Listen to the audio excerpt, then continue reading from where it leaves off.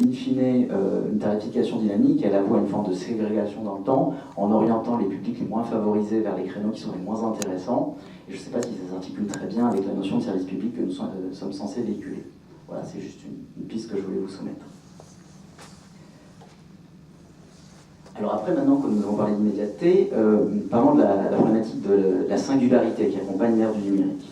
Alors, on voit très bien aujourd'hui que les tarifs basés sur des cohortes, qu'elles soient générationnelles ou géographiques, ils génèrent un nombre important des phénomènes et même ils pourraient pour la plupart être contestés. Je ne veux pas rentrer dans la guerre des générations, mais les tarifs sociaux pour des retraités dans les collectivités, pour les services publics administratifs facultatifs, quand les études récentes montrent que les revenus moyens des retraités sont supérieurs à ceux des actifs, ça pose une question. Donc les effets d'aubaine existent et ils sont un petit peu problématiques dans des périodes de vache maigre pour les collectivités. Le système de tranche aussi, il est parfois il est contesté, ou en tout cas il est source de désapprobation de certains usagers, d'une part parce qu'il y a des effets de seuil qui sont importants, et d'autre part parce que les tranches, lorsqu'elles ne sont pas mises à jour régulièrement, sont inopérantes. Vous avez beaucoup de collectivités qui, quand elles ne font pas attention, ont 50, 60, 70% de leurs usagers qui sont dans leur dernière tranche des tarifs de cantine. Donc, au bout d'un moment, on se dit à quoi bon avoir un système de tranche si tout le monde se retrouve dans la dernière. Que du coup, les gens qui sont des contribuables moyens sont tarifés à un niveau qui est équivalent à ceux de contribuables particulièrement aisés. La solution, c'est le système du taux d'effort qu'un certain nombre de collectivités mettent en place, mais qui est extrêmement pointu, très compliqué. C'est la slide suivante, notamment la ville de Versailles l'a fait récemment, la ville de Nantes l'a fait au début des années 2010. C'est l'idée que chacun a un tarif personnalisé en fonction d'un calcul qui permet de supprimer les effets de seuil.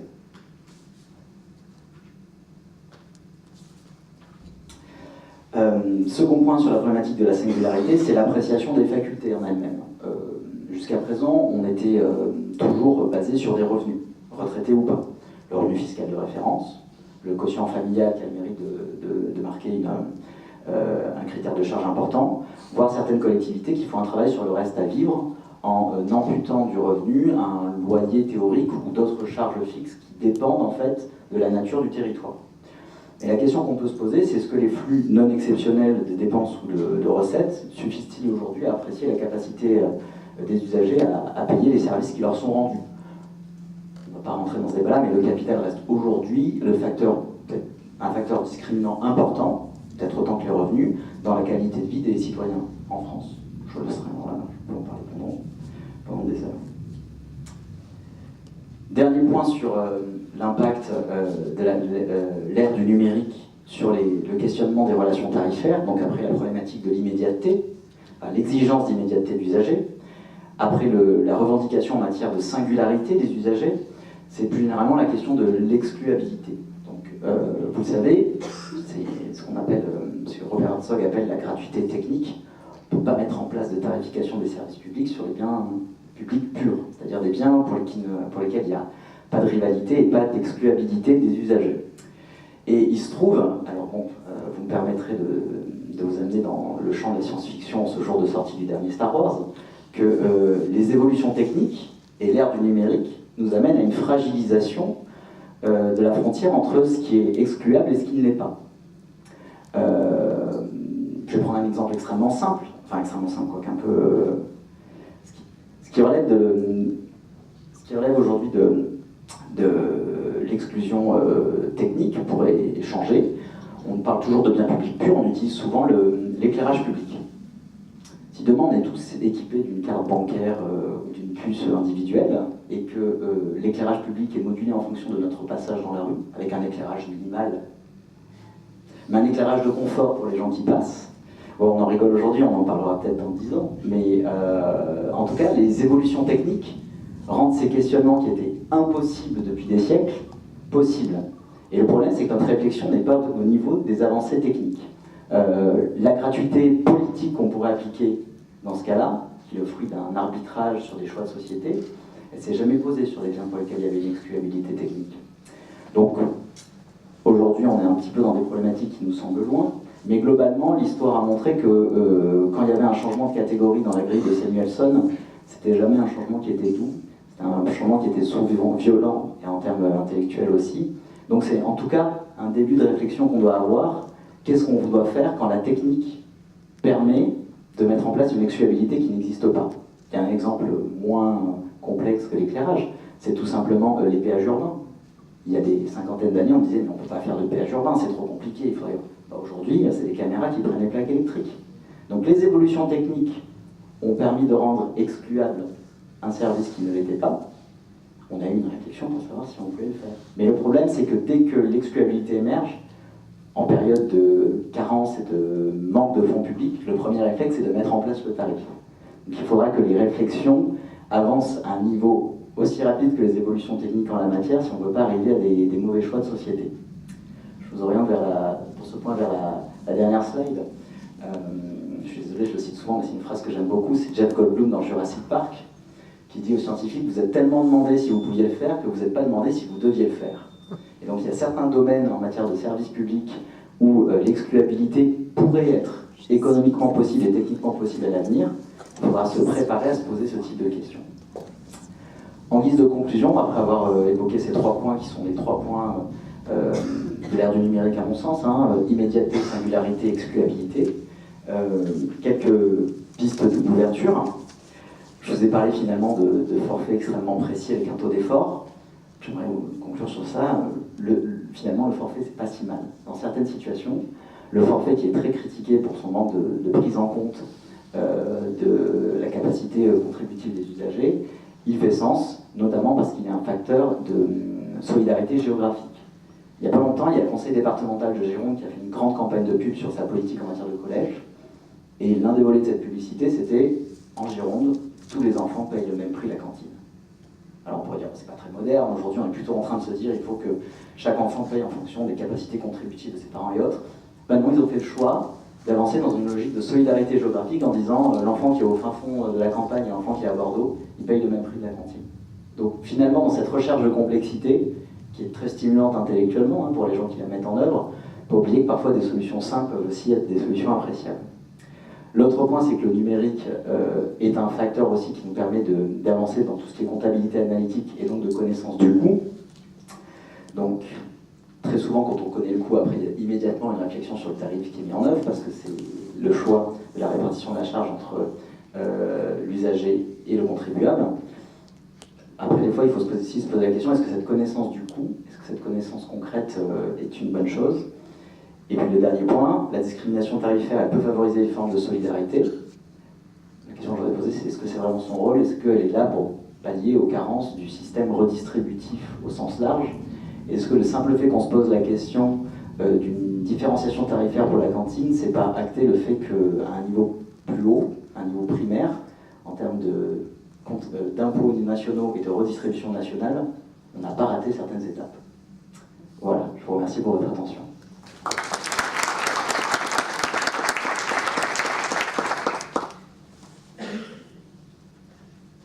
Moi, je voulais réagir, si Madame la Présidente me le permet, sur un élément qui me paraît discutable sur cet aspect de la tarification. Parce que dans la réflexion anglo-saxonne et libérale, parce que tout ça, ça vient du libéral, ne nous trompons pas, la France est attachée à la redistribution des impôts, aux tarifs au forfait, à la carte Navigo, à des places de théâtre bon marché avec un tarif pour tout le monde. Mais à la base, la tarification, il y a deux choses. C'est parce que il y a un aspect concurrence et que on recherche d'avoir la meilleure qualité de service au tarif le plus bas. C'est bien ce qui s'est passé au Royaume-Uni, lorsqu'on a mis à plat tous les réformes Thatcher et qu'on a tarifé tous les services publics à la base, il y a 25 ans, c'était pour réduire les coûts des transports, de la culture, du financement, etc. C'était dans une logique de réduction des coûts, la tarification. Ça, j'aimerais bien qu'on le sente mieux en France, parce que moi, ma vraie inquiétude, c'est ça ce que c'est que nous gardions un système de collecte d'impôts très fort. On a 57% du PIB d'impôts, on paye énormément d'impôts, on est le 3e pays au monde qui paye le plus d'impôts, et qu'en plus, on va nous tarifer maintenant les services publics avec les 3 questions que vous avez données à la fin. Donc j'ai peur qu'il y ait une dualité du système, c'est-à-dire que dans le système anglo-saxon, on a dit on réduit les impôts et vous allez tarifer les services publics, donc on va moins ramasser dans l'impôt et on va davantage tarifer les services publics. Ça, c'est à peu près logique, je le comprends. Mais dans la situation française, je crains qu'on ne va pas nous réduire les impôts et qu'on va en plus payer beaucoup de choses en tarif du public. Vous voyez? Alors, je peux vous prendre 20 exemples, mais je vais arrêter là. Qu'est-ce que vous en pensez? Bon, je pense qu'on va commencer par faire confiance aux gens qu'on a élus pour gérer les budgets qu'on leur a octroyés. Première chose. Moi, je suis fonctionnaire territorial aussi, donc je vais partir de ce principe-là. Après, je pense que la dynamique tarifaire, elle est là aussi parce que on peut moins emprunter, enfin, même si les taux sont bas, il y a un niveau d'endettement que les dirigeants du secteur public local ne souhaitent pas atteindre, parce que les dotations baissent et parce que pour les impôts, il y a un ras-le-bol fiscal, pour reprendre l'expression d'un ancien ministre des Finances, qui est là, pas tant en termes de niveau, mais je pense en termes de structure au niveau local. Aujourd'hui, on a lu suffisamment de rapports, on en a suffisamment entendu parler. On sait que les principaux impôts locaux en termes de symboles sont des impôts qui sont particulièrement injustes. Donc, de vous à moi, ça ne me gêne pas que si tout n'augmente pas, je préfère qu'il y ait une petite augmentation des tarifs de cantine au niveau macro avec une grille tarifaire pensée plus intelligemment qu'une augmentation de la taxe d'habitation. Alors, je ne parle même pas du fait que 80% des gens qui seront exonérés bientôt. Donc, je suis d'accord avec vous, il ne faut pas qu'on ait la double peine. Néanmoins, l'idée, c'est que les tarifs peuvent être un relais de croissance intéressant des budgets locaux, mais c'est la dernière conclusion que je rajouterai. Si jamais on a des budgets encadrés en termes de dépenses, il y a la contractualisation qui s'annonce, quel va être notre intérêt à rechercher des ressources nouvelles? Peut-être que cette dynamique, elle va s'arrêter là, à partir du moment où l'État va venir voir les collectivités en disant bah, vous n'augmentez pas plus de temps vos dépenses, le besoin de dégager des ressources complémentaires via le levier tarifaire qui est le plus évident et le plus simple à manipuler, disparaîtra de lui-même. Donc je comprends votre... moi je ne suis pas libéral au sens économique du terme, mais la France n'est pas un pays qui a vocation à avoir le modèle hollandais en matière de financement. Aux Pays-Bas, vous payez 25 € pour le moment issu. Quand vous montez dans le tram, vous badgez au début, vous badgez à la fin parce que vous payez uniquement les bouts de trajet que vous faites. C'est un pays où on réfléchit actuellement à faire payer le gîte et le couvert aux prisonniers. Donc nous, c'est pas du tout notre culture, on n'y va pas du tout. Néanmoins, en termes de relais de croissance de nos budgets, ça peut être une ressource qui est plus juste et plus facile à... Pour moi, c'est l'ultime ressource en matière de décentralisation. Parce que contrairement aux impôts, là, vous êtes dans un système de libre administration totale. Moi, je voudrais peut-être dire un mot sur votre exposé. En réalité, vous avez traité deux aspects, me semble-t-il. Vous avez traité des perspectives nouvelles induites par le numérique. Votre exemple sur l'éclairage inadapté, et vous avez cité les péages urbains. Donc, ce qui est intéressant, c'est cette réflexion sur quelles sont les perspectives nouvelles de nouvelles ressources tarifaires que pourrait induire l'avance technologique. Et là, on ne sait pas si la culture, c'est pas notre culture, c'est pas notre culture, mais il n'empêche que moi, ça fait 50 ans que j'habite Paris, c'était pas la culture parisienne que de faire payer le stationnement dans la rue, enfin, en tout cas le parking résident, 40 € par mois. Et donc désormais, c'est un fait depuis plusieurs années, quelques années seulement. Donc je pense qu'il y a une dynamique, effectivement, et une inconnue. Quelles sont les perspectives de la tarification des services publics eu égard aux nouvelles perspectives techniques? Ça, c'est vrai. Et je pense que les péages urbains, on y viendra vraisemblablement. Et l'autre aspect, c'est les aménagements, c'est pas de la dynamique, en tout cas, c'est la pression économique et la contrainte financière qui conduit les collectivités à revoir leur tarification. Et vous plaidez pour le forfait, là, parce que j'ai compris, voilà. Et ça m'a fait penser que, alors je me rappelle plus quelle est la ville qui a introduit le forfait, la simplicité de la tarification, le forfait, non pas pour des raisons de solidarité, parce qu'on peut toujours dire que c'est pour des raisons de solidarité, mais en réalité c'était eu égard au coût de complexité de la gestion. Donc on peut vendre d'un point de vue de générosité et de solidarité, mais en réalité ça s'inscrit dans une démarche de rationalité financière. De la même manière que je crois que c'est Châteauroux qui a mis en place la gratuité des services de transport intra-muros dans Châteauroux, avec une logique économique et une rationalité économique, je ne sais pas si elle est démontrée, mais en tout cas une rationalité économique qui sous-tend ce projet, et qui est d'essayer de faire en sorte qu'il y ait davantage de circulation des personnes dans le centre-ville, avec espoir que ça va dynamiser les commerces du centre-ville et que ces personnes ne vont pas se porter dans les centres commerciaux de la zone périphérique. Alors, c'est ça l'intérêt de votre exposé. Je trouve ça intéressant de voir que à la recherche de cette nouvelle façon de trouver des ressources et d'envisager les légumes immobiliers, j'ai bien aimé votre question de légumes immobiliers, c'est des légumes immobiliers dont on redécouvre la saveur. En fait, les redevances. Il y a ces deux aspects, je crois. Il y a vraiment ce qui est nouveau, et il y a l'approche tout à fait rationnelle qui finalement reconsidère les approches traditionnelles en matière d'application. Peut-être deux éléments de réponse. En effet, je pense que c'était pas très clair. Je pense qu'il y a les deux points que vous avez évoqués. Il y a le troisième aussi. Je pense que l'ère du numérique, elle change les exigences des citoyens usagers. Et c'est vraiment le point important, on l'a vu sur vous ne comprenez pas ma situation, pourquoi je suis dans telle cohorte, pourquoi vous prenez mes revenus d'il y a 3 ans pour me dire combien je dois payer. Donc ça c'est le premier point. Et pour rebondir sur ce que vous disiez, moi je ne suis pas en faveur du forfait ou pas, je trouve que c'était... En tout cas, il y a un avantage de simplicité qui était trop souvent oublié. Je pense que pour chaque service public, il faut se poser la question. Est-ce qu'il y a 3 questions assez simples, hein. Est-ce qu'il y a beaucoup d'externalités positives ou pas? Est-ce qu'il y a beaucoup de non-contribuables qui viennent ou pas? Et est-ce que quasiment tous les contribuables sont usagers ou pas? S'il y a beaucoup d'externalités, qu'il n'y a pas beaucoup de non-contribuables extérieurs qui profitent du service et que tout le monde en profite, on ne va pas s'amuser à mettre en place de la tarification. Alors là, juste, j'ai quand même décrit le service public funéraire, parce que tout le monde en profite, il y a des avantages en termes d'hygiène et de salubrité, et peu de gens qui ne sont pas de la collectivité en profitent. Néanmoins, c'est un service qui est tarifé. Donc, comme quoi, cette grille de lecture, elle a ses limites. Mais néanmoins, après, une fois qu'on a posé ces 3 questions pour tous les services, on décide si on décide de mettre en place un tarif ou pas.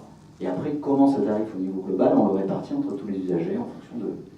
Mais en tout cas, c'est des questions qu'il faut reprendre l'habitude de se poser parce que, encore une fois, c'est une ressource disponible. Et surtout, c'est une ressource où il y a une libre administration totale. Les décideurs publics ont une très grande liberté, contrairement à la matière fiscale.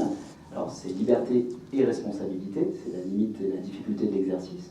Mais en tout cas, c'est un des travaux qui restent toujours intéressants au niveau local. Oui, je pense qu'on ne pourra pas dire que, c'est pas ça que vous voulez dire, j'imagine, hein, que l'alternative des élus n'est pas entre impôts et tarification. Ah non, mais en termes de masse, c'est inenvisageable. Hein. On est à 4 milliards maximum de redevances. Donc, non, c'est toujours dans une logique. Alors, on se débat depuis tout à l'heure avec ce terme d'alternative qui ne nous plaît pas tous. Je pense que le terme de complémentaire, ça peut être une ressource complémentaire. Mais que plutôt que d'augmenter les impôts à un moment, on décide d'augmenter un peu les redevances. Et peut-être pour les amis étrangers qui sont dans la salle, vous avez dit que le contribuable n'est pas déjà content de payer beaucoup d'impôts et qu'il n'est pas content de payer des tarifs en plus. Il faut quand même rappeler que nous payons beaucoup plus d'impôts pour le financement social, pour la protection sociale, que pour les collectivités locales et pour l'État. Donc notre problème à nous de financement, numéro 1, c'est notre protection sociale, c'est les dépenses sociales, pour l'éclairage de l'auditoire. Madame Blanche. Oui, une question peut-être. C'est peut-être hors sujet, mais ce que vous avez dit, ça m'inspire une question, parce que le numérique, il modifie la frontière entre le gratuit et le payant, notamment avec ce qu'on appelle le modèle freemium, c'est-à-dire qu'il y a un premier niveau de service gratuit, et puis il y a un service plus payant. Et je voulais savoir si vous avez des réflexions sur comment ce type de modèle pourrait présenter un intérêt. Alors, sa transposabilité dans le cas des services publics locaux, je j'ai pas d'idée immédiate. Non, moi je vois pas trop de cas concrets où on pourrait le transcrire. Est-ce qu'on a le droit à boire de l'eau, à avoir des sauces dans les pâtes à la cantine? Non, mais pas. Non, mais pour certains services, par exemple, pour certains services pour lesquels il pourrait y avoir plusieurs niveaux de service, on va mettre de concilier finalement un niveau basique, gratuit, et puis quelque chose de payant pour des services qui seraient plus importants, pas forcément généraux. Enfin, voilà, je ne connais pas bien ce sujet. Il y a un exemple qui va vous mettre très vite d'accord et qu'on réfléchit d'ailleurs à la région Île-de-France, c'est le pass Navigo. Le pass Navigo, pendant des mois, on a discuté, faut-il, et M. Giordano va me compléter, on a supprimé les zones. Et puis, ça a duré 18 mois. Et puis, quel tarif? Au final, le Conseil régional met 300-400 millions en plus d'une tarification qui est déjà très élevée. Parce que vous êtes une famille de 2 enfants, vous en avez pour 270 €, 300 € par mois. C'est quand même énorme. Donc la question du forfait, vraiment, bon, elle n'est pas rentable, entre guillemets, pour tout le monde. Hein. Ça, c'est la première question. Et ensuite, ça rejoint très bien ce que Mme la professeure nous a dit, on fait évoluer cette fameuse carte Navigo pour offrir d'autres services. Donc pas que le transport, peut-être les musées, le théâtre, etc., etc. Donc on va essayer de rattraper, entre guillemets, la situation où le tarif élevé avec l'ouverture vers d'autres services. Monsieur Giordano, vous voulez dire quelque chose? Non, rien. J'ai apprécié la Gironde, mais j'ai tout de suite pensé au pass Navigo à tarif unique. La solidarité territoriale, c'est un bel exemple. Là-dessus, on savait que ça engendrerait, alors c'est gênant pour les Parisiens, beaucoup moins pour les Sénémarnais, on savait que ça engendrerait des besoins de financement. La précédente majorité m'avait dit on tape un peu bas parce que la ville de Paris ne veut pas contribuer. Aujourd'hui, ce problème est en grande partie résolu. Bon, c'est vrai que c'est un bon exemple, et comme vous disiez, le tarif payé, c'est la moitié de ce que ça devrait être facturé si les gens payaient le vrai prix, à supposer que le prix présenté soit un prix, j'allais dire, économiquement normal.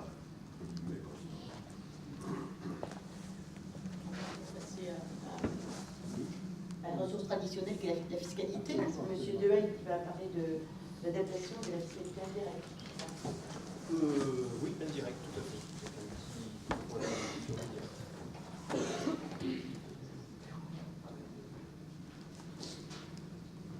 Tout de suite.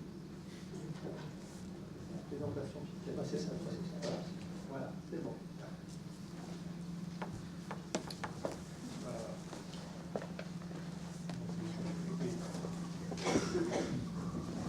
Bonjour à tous.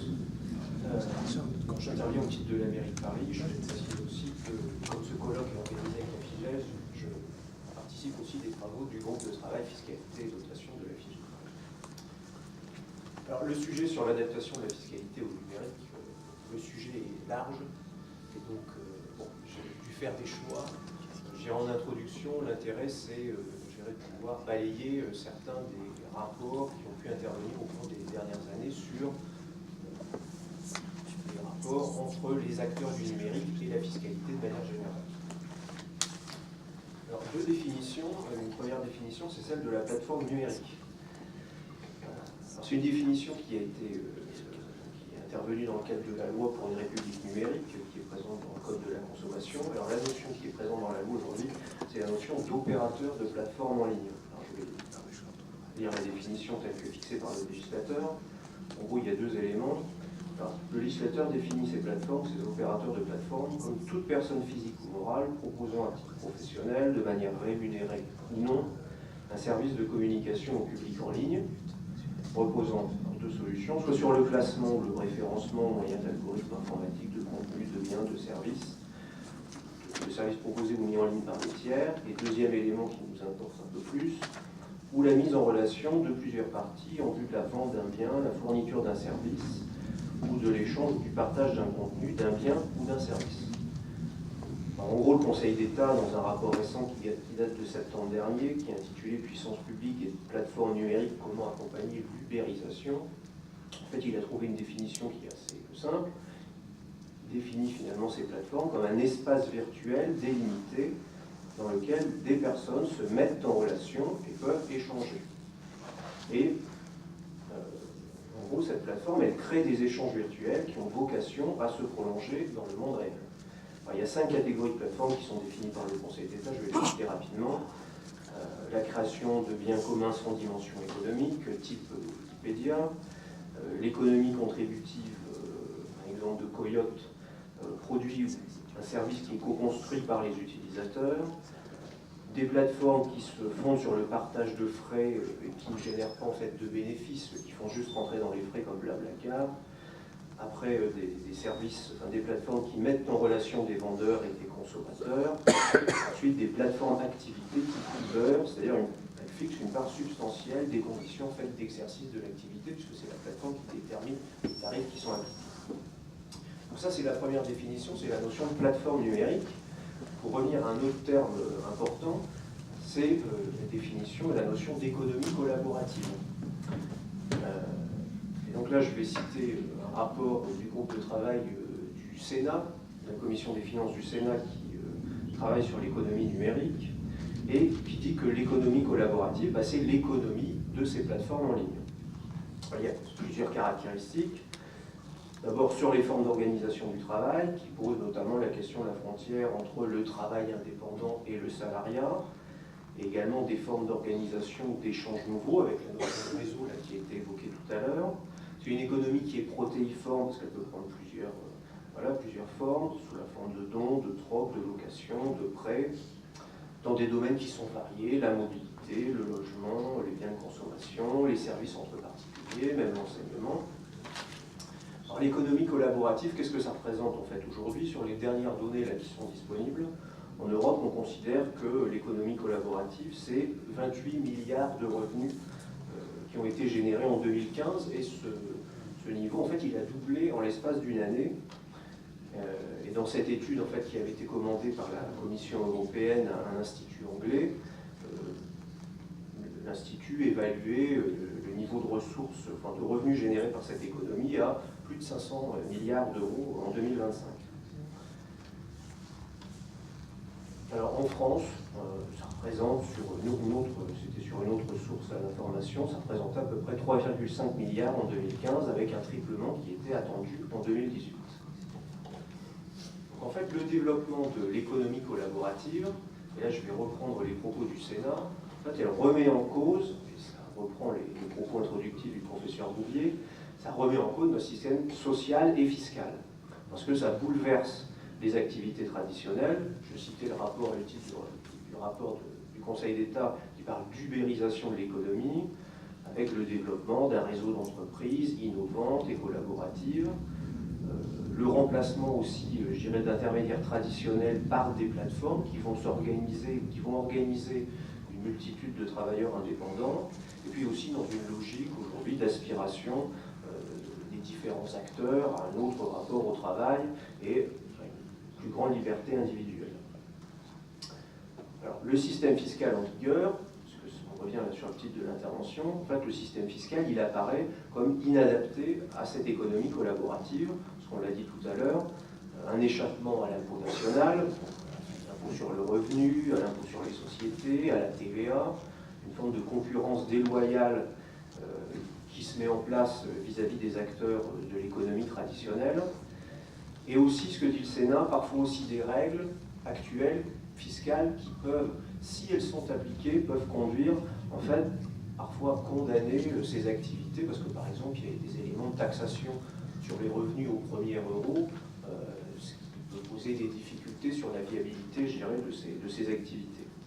Alors, pour citer un dernier rapport sur ce sujet, le Premier ministre Manuel Valls, à l'époque, avait mandaté le député de l'Ardèche, Pascal Terrasse, sur l'économie collaborative, et je vais citer une des phrases de ce rapport. Le député disait « L'économie collaborative et les transformations numériques qu'elle apporte ne sont pas condamnables tant qu'elles ne consistent pas simplement à contourner les règles. » Voilà. Donc ça, c'est une introduction un petit peu générale. Alors, qu'en est-il de l'impôt local? Est-ce que, je dirais, les formes actuelles de l'impôt local, est-ce que permettent de tirer les ressources des activités qui sont générées par cette économie qu'on appelle aussi du partage? puis deuxième point, est-ce qu'il ne faut pas plutôt voir d'une certaine manière ces plateformes comme un levier pour les collectivités pour mobiliser de nouvelles ressources ou des ressources complémentaires? Bon, c'est très basique. En gros, la première question que je voulais poser, compte tenu notamment d'un sujet d'actualité sur l'imposition de ces plateformes à l'impôt national, qu'en est-il en fait du rapport entre les acteurs du numérique et l'impôt local? Bon, en théorie, je dirais c'est des sociétés, alors il y a des niveaux très variés sur les acteurs du numérique, ça peut partir de petites entreprises, des petites start-up qui vont se développer, jusqu'à des filiales de multinationales américaines. Bon. En gros, c'est une société, une imposition au titre de ses locaux. Alors si elle en fait l'acquisition, elle va être soumise aux droits de mutation, aux taxes foncières. Il y a un certain nombre de taxes plus spécifiques, plus locales, comme la taxe sur les bureaux en région Île-de-France, ou la taxe de balayage, par exemple, qui est appliquée à Paris. Aussi la part foncière de la CET, la cotisation foncière des entreprises, et puis liée à l'activité, la cotisation sur la valeur ajoutée. Donc ça, c'est la théorie. Sur la pratique, après, j'ai pas de réponse unique à donner parce que ça dépend là aussi de la taille. Globalement, je dirais sur les locaux, elles peuvent être amenées, ces sociétés, effectivement, si elles font l'acquisition de leurs biens, à payer les droits de mutation ou la taxe foncière si elles sont propriétaires. C'est possible. Bon, souvent, c'est vrai que ces acteurs sont des petites sociétés qui sont souvent accueillies, qui sont locataires ou qui sont hébergés dans des locaux qui ont été créés pour elles, des incubateurs, des accélérateurs, des pépinières. Donc c'est pas forcément elles qui vont, c'est pas forcément ces sociétés qui vont être soumises à l'impôt. Bon. Après il y a d'autres taxes, je l'ai cité tout à l'heure, la taxe sur les bureaux ou la taxe de balayage. On peut aussi dans les taxes foncières citer la taxe d'enlèvement des ordures ménagères. Si elles sont propriétaires, elles vont l'acquitter, mais certaines de ces taxes peuvent aussi être récupérées. Donc là, elles peuvent être amenées éventuellement à les payer si elles sont locataires, mais parfois la nécessité d'une stipulation au contrat, par exemple dans le cadre de la taxe sur les bureaux. Alors sur la cotisation foncière des entreprises, la foncière de la CET, sur l'imposition, je ne vais pas revenir sur le régime qui est un peu complexe. Disons en gros, l'imposition, par exemple, sur la CFE, c'est pas à compter de la première année, c'est l'année qui suit en fait la création. Ensuite, vous avez des réductions de base imposable, puisque la base imposable, c'est la valeur locative foncière. Donc la première année, elle a une réduction de la base, et puis si la valeur locative est faible, eh bien l'entreprise va acquitter une cotisation minimale dont le montant va varier en fait en fonction du chiffre d'affaires ou des recettes. Donc ça, c'est sur la partie, je dirais, sur les bases foncières. Donc sur cet aspect-là, la société, je dirais, qui est dans le domaine numérique, ne va pas forcément échapper à l'impôt. Sur la partie relative à la cotisation sur la valeur ajoutée, sachant que déjà, il faut avoir un certain niveau de chiffre d'affaires, parce que c'est au-delà de 150 000 € qu'on commence à être imposé. Et encore, on est dégrévé jusqu'à 500 000 €. Et ensuite, pour atteindre le niveau maximal, le taux maximal, il faut atteindre 50 millions € de chiffre d'affaires. Et donc en fait, c'est ce taux en fonction du chiffre d'affaires qui va être appliqué à la valeur ajoutée. En fait, on est un petit peu confronté, je dirais, sur cet aspect-là, un petit peu aux mêmes problématiques que ce que rencontre l'État au niveau de l'impôt sur les sociétés. Alors ces sociétés, elles payent de l'impôt sur les sociétés à l'échelle nationale, mais à un niveau très faible, compte tenu des bénéfices qu'elles peuvent déclarer. D'où la volonté du gouvernement, on l'a dit tout à l'heure, de territorialiser, de réfléchir à cette territorialisation des bénéfices de manière plus pays par pays et non pas avoir une filiale ou dans un niveau européen qui aspire en fait l'ensemble des bénéfices. Donc une logique de territorialisation. Je pense que si ce projet venait à aboutir, alors il avance puisque pourrait être voilà. Le professeur Bouvier exprime des doutes, mais en gros ça a été en tout cas remonté. Les ministres européens ont envoyé la question au niveau de l'OCDE, on verra quels sont les travaux. S'il y avait des éléments peut-être de territorialisation, peut-être qu'il pourrait y avoir un retour, je dirais, sur les impôts perçus sur les collectivités, à ce titre. Mais les collectivités, elles n'ont pas du tout la main là-dessus, donc elles ne peuvent pas être éventuellement qu'en être bénéficiaires. C'était dans la suite de la réflexion globalement par rapport à cet aspect du rapport entre les acteurs du numérique et l'impôt local. Donc ça, c'est la partie, je dirais, société du numérique imposée à soumises à l'impôt. Alors, on peut le voir d'une autre manière, et c'est ce qui va être l'essentiel de mon intervention, c'est voir en fait ces acteurs comme des leviers permettant de mobiliser des ressources fiscales complémentaires. Et je vais prendre un exemple, alors, je ne sais pas si c'est un vieux légume, enfin c'est une taxe qui est déjà assez ancienne, qui est la taxe de séjour, mais qui a repris des couleurs. Avec une évolution en fait, législative qui date de 2015 sur cette taxe qui permet en fait d'associer les plateformes à la collecte de la taxe. Alors, je fais juste un rappel historique rapide sur la taxe de séjour, puisqu'elle date de 1910. À l'origine, elle s'appliquait à des communes, mais qui étaient des stations hydrominérales ou climatiques. Et c'était une taxe qui était perçue sur les touristes par les logeurs. Donc ça, sur ce point, c'est toujours la même chose, et destinée à l'embellissement de la station. Alors ensuite, il y a eu un élargissement en fait, du champ, puisque ça s'est étendu aux stations de tourisme. Ensuite, il y a eu une taxe départementale additionnelle qui a été créée. À l'origine, la taxe était facultative, elle est devenue temporairement obligatoire, puis elle est redevenue facultative. Il y a eu à nouveau une extension, puisque désormais les communes littorales, ou même toutes les collectivités qui font des actions de promotion du tourisme peuvent instituer la taxe, donc c'est très large. Puis après, des évolutions plus récentes dans les années 80, sur le recouvrement, le contrôle, la mise en place d'un régime forfaitaire à côté du régime réel, puis des revalorisations de tarifs plus récentes en 2002. Alors en fait, l'évolution importante qui est intervenue par la loi de finances pour 2015, juste pour resituer la taxe sur ses modalités, alors sur les biens qui sont imposés, ce sont les hébergements qui sont définis alors, tantôt par la loi, tantôt par le décret, à partir du moment où la location est à titre onéreux. Alors ça concerne quel bien? Ça concerne les hôtels, notamment les palaces, puisque c'est une nouvelle catégorie qui avait été créée par la loi de finances pour 2015, aussi les résidences de tourisme, les meublés de tourisme, les villages vacances, les chambres d'hôtes, les ports de plaisance. Alors les personnes qui sont en fait assujetties à cette taxe, eh bien, ce sont les personnes qui sont non domiciliées dans la commune et qui à ce titre ne sont pas assujetties à la taxe d'habitation. Et le législateur a prévu un certain nombre d'exonérations, les mineurs, les saisonniers, l'hébergement d'urgence, le relogement temporaire, etc. Et sur les modalités de calcul, donc il y a deux régimes, c'est ce que je disais tout à l'heure. Un régime au réel, c'est-à-dire en gros on va taxer, on va fixer un tarif donc, qui s'exprime par personne et par nuit en fonction de la catégorie d'hébergement, mais ça correspond bien à une réalité, je dirais, d'un séjour. Alors que sur le régime au forfait, on va prendre l'exemple de l'hôtel.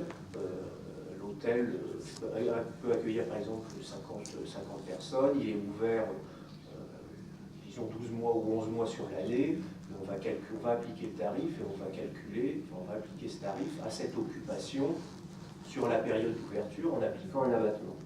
Alors, sur la mise en place, en fait, sur l'application ou l'intervention des plateformes dans la collecte de la taxe, ça s'applique dans le cadre du régime au réel que j'ai indiqué là tout à l'heure.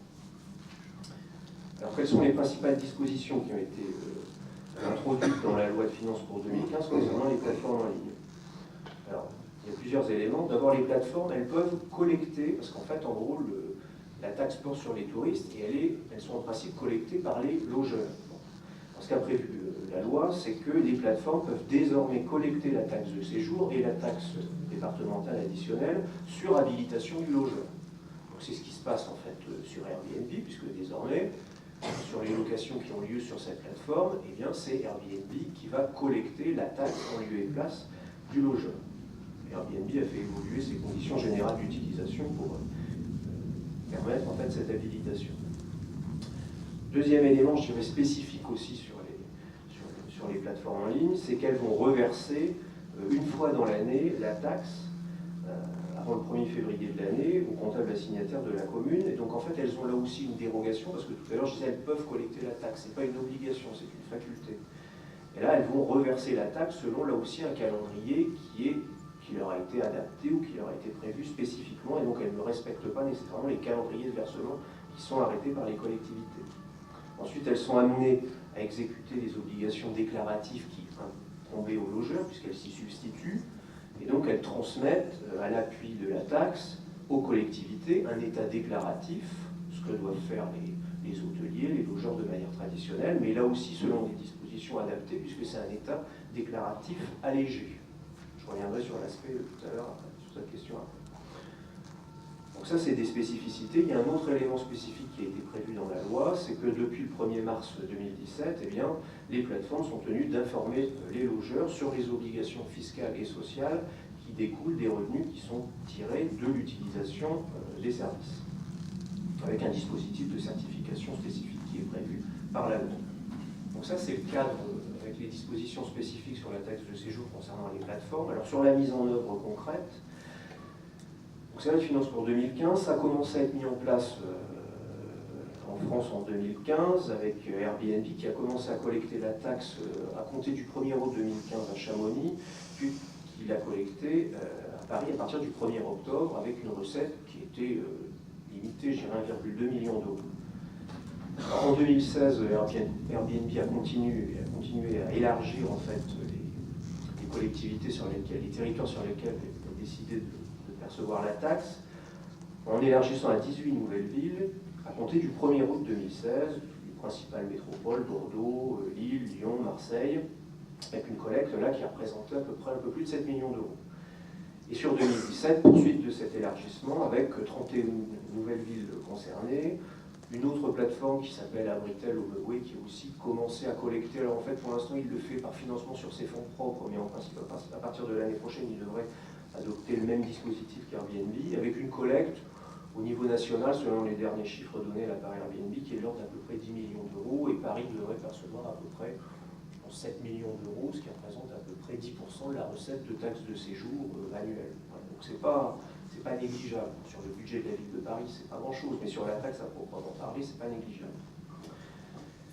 Donc ça, c'était le cadre général des évolutions de la législation sur les plateformes. Alors, en fait, ces dispositions, la dérogatoire que j'ai indiquée tout à l'heure, elles posent une question importante, elles posent la question en fait de la confiance qu'on peut avoir dans ces acteurs du numérique. Parce que la législation qui a été mise en place pour elle, elle est adaptée. Bon. Mais certaines dispositions, je dirais, sont appliquées de manière un peu souple. J'ai utilisé cette notion un peu souple par les plateformes. Alors, je vais donner deux exemples. D'abord sur le tarif qui est applicable. Et ça mettra en lien avec des évolutions, je ne sais pas si vous avez suivi l'actualité sur cette question, mais avec un certain nombre d'amendements et de positions de la Commission des finances de l'Assemblée sur un consensus assez large des parlementaires, quels que soient les groupes politiques, sur la nécessité de continuer à faire évoluer cette notion de tâtonnement tout à l'heure. On continue sur cette fiscalité à tâtonner et à avancer. Un premier exemple en fait, de cette application un petit peu souple par les plateformes, c'est sur les tarifs en fait applicables. En fait, le législateur dans la loi, il a prévu un barème de tarifs pour chaque catégorie d'hébergement qui part des hébergements non classés jusqu'au palace. Alors, les collectivités, elles prennent une délibération quand elles instituent la taxe en définissant le tarif pour chaque catégorie d'hébergement dans la limite des tarifs planchers ou plafonds qui ont été fixés par le législateur. Alors, ce qu'a prévu la loi, c'est qu'elle avait dit si la plateforme, encore une disposition spécifique, si la plateforme n'est pas en mesure de déterminer le classement de l'hébergement, alors elle collecte la taxe de séjour au tarif applicable aux hébergements non classés. Donc c'est le niveau le plus faible. À charge, à ce moment-là, pour le loueur, le propriétaire, de venir collecter la différence si l'hébergement est classé. Bon, Airbnb ne s'est pas posé de question, il collecte quel que soit le niveau, quelle que soit la qualité de l'hébergement, il collecte en non classé sans interroger les propriétaires sur l'éventuel classement de l'hébergement. Ça veut dire que ça signifie une perte de ressources aussi pour les collectivités, parce qu'elles devraient percevoir une taxe de séjour à un tarif un peu plus élevé. Et puis ça pose un problème aussi, je dirais, d'équité par rapport aux autres acteurs du tourisme, puisque des hôteliers peuvent être amenés à proposer des prestations équivalentes en appliquant un tarif